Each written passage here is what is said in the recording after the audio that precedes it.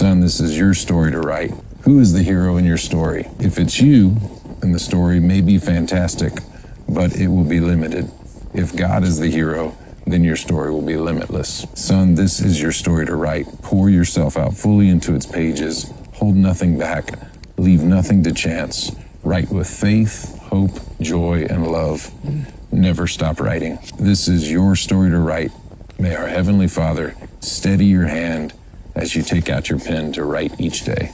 These are your pages to fill. Fill them with good deeds for others.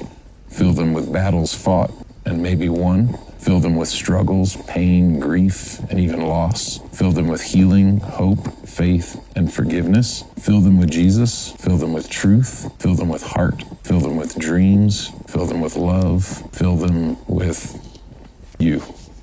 This is your story to write. Wow. Thanks, Dad. Amen. Love you. Love you.